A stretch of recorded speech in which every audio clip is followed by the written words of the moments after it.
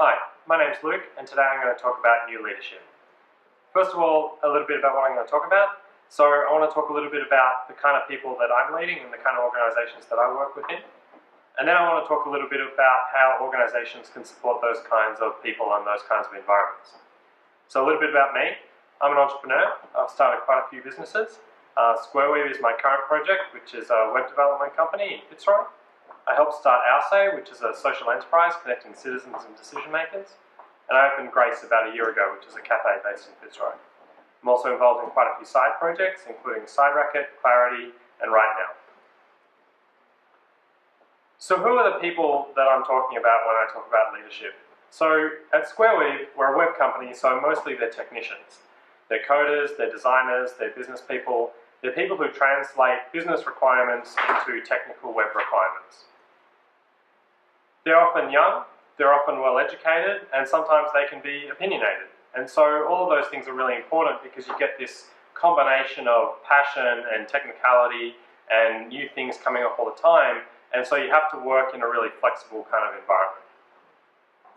At Our it's much more about political passion, so the people there care much more about who the new Minister for Small Business is, or what leaders are saying today, or when the election's going to be. These kinds of things. And so they're still passionate about their issues, but they're in a different space from the Squareweave context. And I think it's really important to think about the people that you're leading, because if you don't lead in the context in which the people are, then it's going to be a mismatch. It's a little bit like if you go to a 5-star restaurant and ask for a takeaway sandwich, they're going to look at you a bit weird.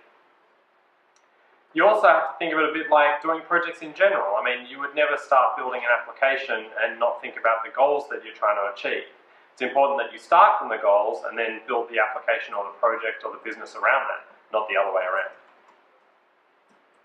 I suppose this kind of environment makes for a really different nature of relationship as well. So the other day, I have a big notepad on my desk where I write lots of things and phone numbers and drawings, and while I'm on hold I do little drawings and it's lots of fun. And the other day I got back to my desk and there was a little note on it that went, "Ooh, I'm Luke and I'm so smart, ooh." And that's just part of the environment in which we work, and it's really casual and it's really friendly. And that's very different from some of the older forms of leadership. And so we don't have the thing anymore where the boss owns all the employees. We don't have this idea that, you stay at a job for 20 years or 30 years and you get your second long service leave or anything like that. And so because of that, the relationships are different. And so it's much more like being comrades in arms than it is about being in the military. Your relationships are crucial to the way that you work rather than the authority being part of how the leadership works. Because of this kind of relationship, you have to think about motivation a little bit differently. So I quite like Dan Pink's stuff on motivation. He talks about 3 key areas. The first is autonomy, the second is mastery, and the third is purpose. Autonomy is about being in control of what you're doing. And so in a leadership context, that means giving people bigger problems and say, go and solve this problem. And so you can have autonomy within the task that you're given. Within the context of Squareweave and Our, that means go and run this project. Go and deliver a happy customer. Go and, write all of this stuff, not here's the way I want you to do the brand, or here's the language that I want you to use, or that kind of detailed stuff. And so providing people in the team with a high level of autonomy over the work that they're doing. The second is mastery, and that's really about becoming awesome at the thing that you want to do.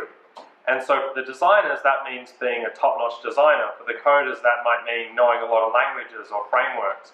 For the business people, it might be figuring out new ways to drive or grow a business, or get a new sale, or do customer acquisition or growth. And so getting really good at that stuff means that you need to be free to experiment and free to try out new things and have a really high level of trust. And so again, the leadership is really relationally based, and that trust thing is so important.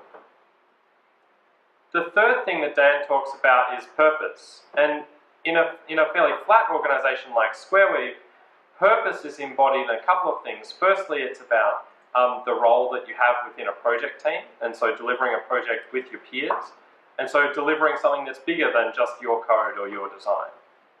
And the other one is about how the organisation as a whole is going. So having a high level of transparency between the leadership and the people who work in terms of where the company's evolving and where we're growing and are we expanding, when are we putting on new staff, all these kinds of things help to have a much better sense of purpose within the organisation.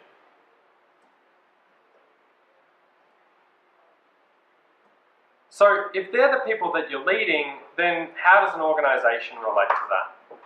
And so again, this is why that stuff around the five-star restaurant. You can't go to a five-star restaurant and ask for a takeaway sandwich. It's just not how it works. And so in the same way, you really need to know about the people working in your organisation if you're going to lead them.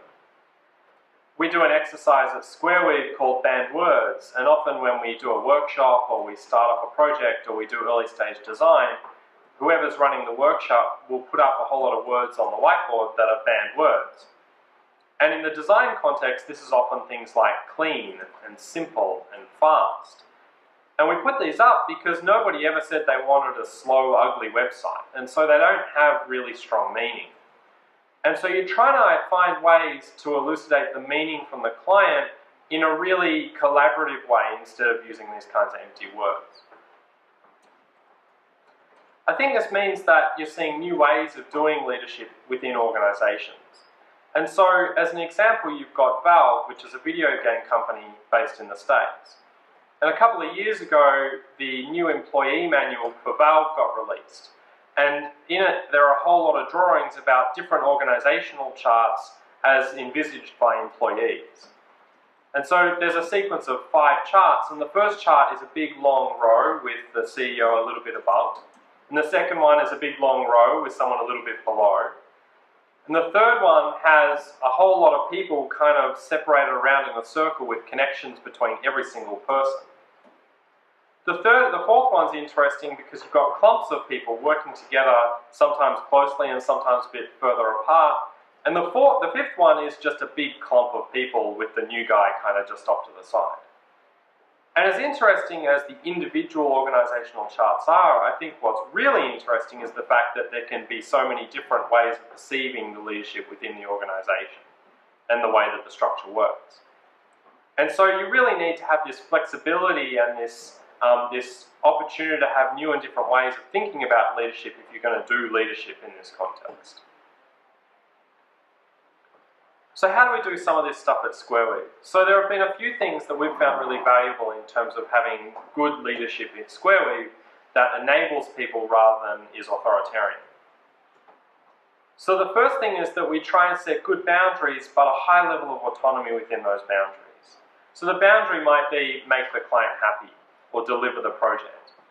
But within that, the person or the employee is welcome to do it however they need to or however they have to.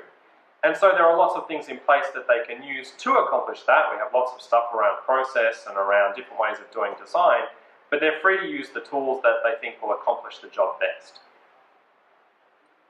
The second one, and I think this is probably one of the most interesting bits of SquareWeave, is that we have what we call a flat structure.